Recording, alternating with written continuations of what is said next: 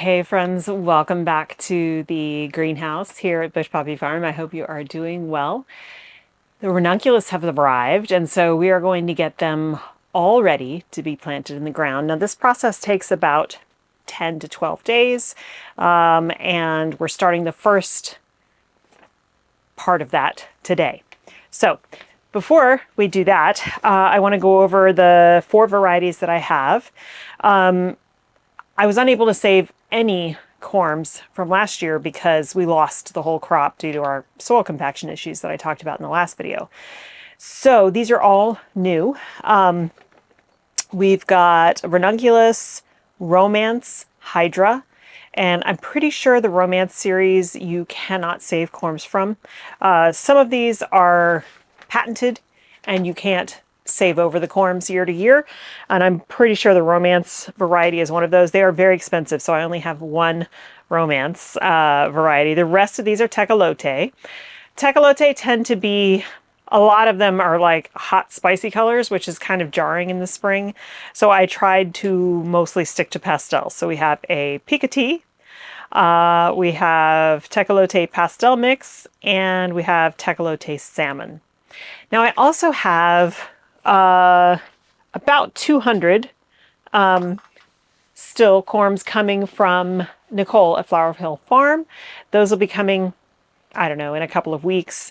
But I am going to go ahead and get these guys started because I do want to get them into the ground ASAP so they have some time to put on a little bit of growth before we go into the winter. So in zones 7 through 11, ranunculus are hardy. You can put them in the ground in the fall and they can withstand whatever the weather throws their way in those zones. In zones 4 through 7, you can also fall plant, but they need some protection. Like they need to either be in a hoop house or you need them under multiple rows of frost blanket in the field. So yeah, that's the scoop on those. But that's a pretty nice range of zones.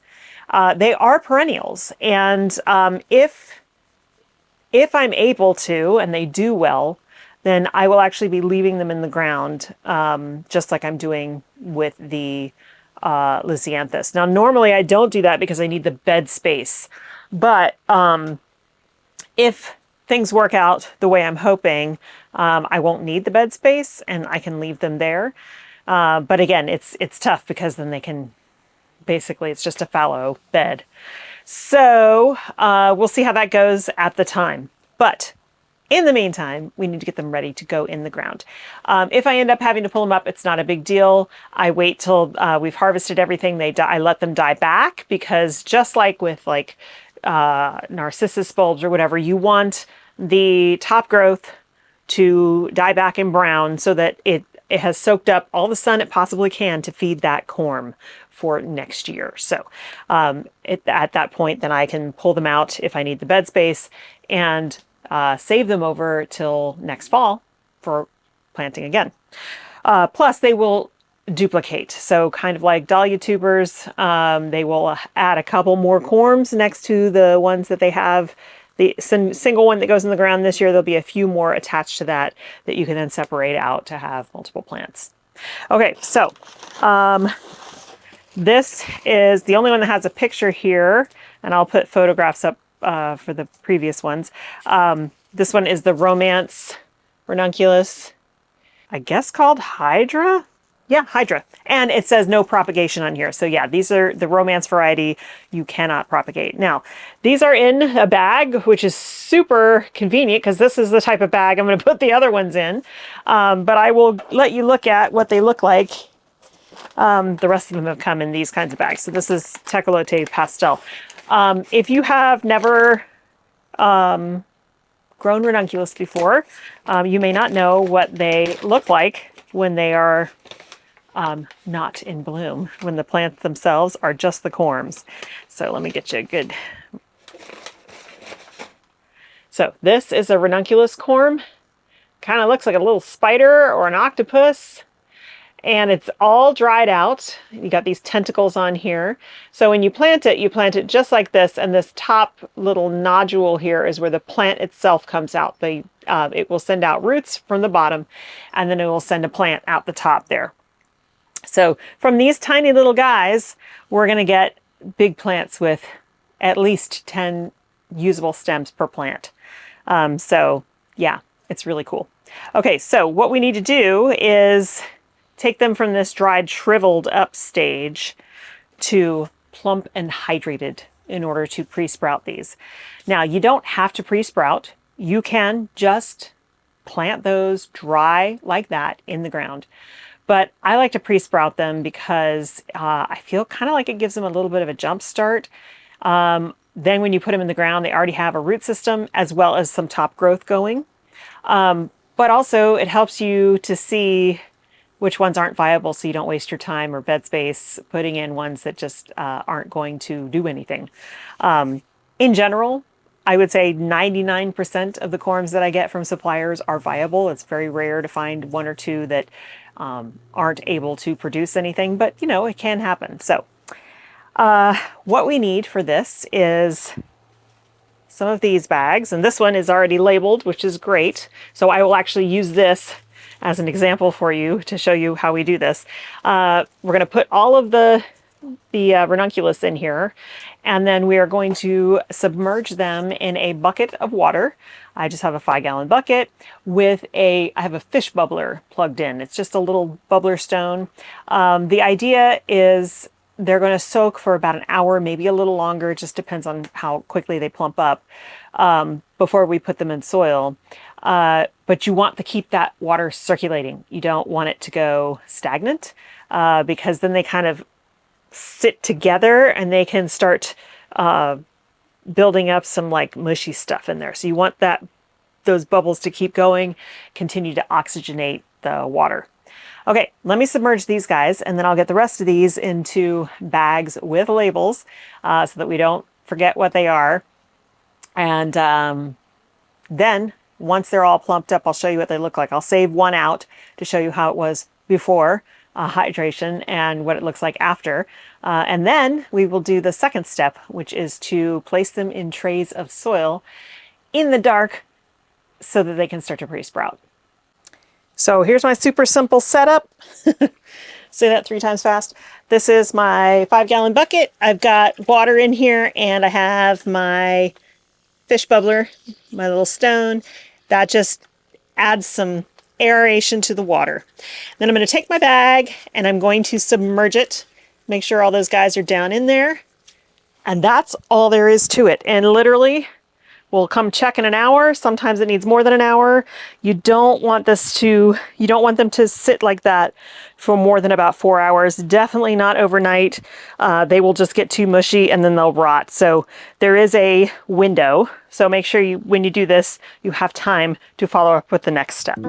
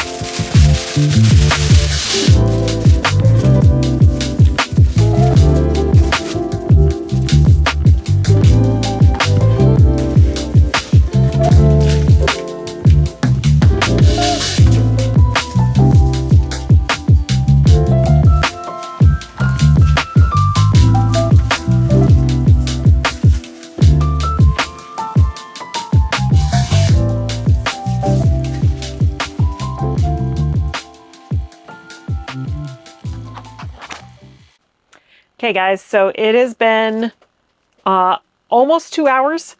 Some of these still need a little bit more time. The romance ones are small and they're really hard, so I think they're going to need some more time. But I've got here a dripping bag. This is Tecolote Pastel.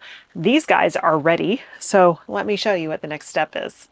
Okay, so what I've got here is some trays. They are filled with just some potting soil. It doesn't have to be anything special. The reason I'm using this and not the compost that is sitting on the driveway is that this is not hydrophobic right now. We want the water to soak in to these trays. I don't want it to just be sitting on the surface like would happen with the compost. So I've got, I don't know, about ½ inch of soil on the bottom of this tray. This is not a perforated tray. It's got a bottom on it that will hold in the water. So we're going to take our bag here, open it up, dump them out.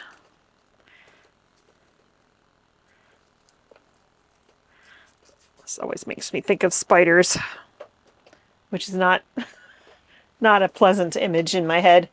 Okay, so let me show you now the difference. So here is a dried corm. If I can get the camera to focus. This is what it looks like dried, and this is what it looks like plumped up from the water. So the tentacles have sucked up that water and they're plump and soft now. So what we're going to do is, it's kind of like planting. I mean, you can just leave them all random like this if you want. I like to kind of push their little tentacles down into the soil and have the top ends facing up. But basically what we're doing is encouraging them to set up roots and start putting on some top growth for us. And then when we go to transplant them, they will have both of those things. And if there's any that don't, we can either give them a little bit more time, or we'll know that maybe those aren't viable. So let me just finish getting these laid out. You don't have to give them a ton of room. They're not going to grow into full-size plants in here. You can keep them pretty close together. But if you keep them too close, then it's hard to tease them apart because they'll start growing together root-wise. So let me just spread these out. And then what we're going to do after we get them all spread out is cover them with soil, another layer of soil. So let me do that. And then I'll show you what we do next.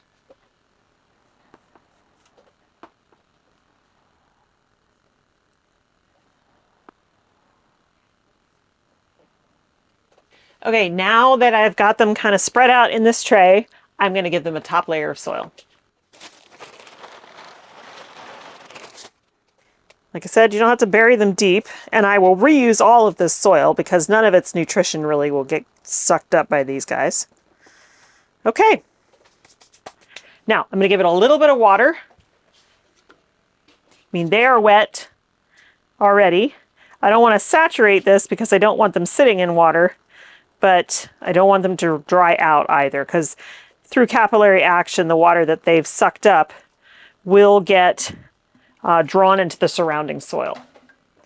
Okay, so next steps, they need to go somewhere cool and dark for the next 10 to 14 days. And you can check on them. You'll definitely want to make sure that that they're still moist, that soil is still moist. You don't want them to dry out. Normally I put these guys in my laundry room, but I don't have space in my laundry room. So we're actually going to do it here in the greenhouse. And the way we're going to keep it dark is simply by placing another tray right over the top. I'm going to stick them on one of the racks and we'll be good to go. So I'm going to do that right now, and then I'm going to finish doing this with the other 3 trays.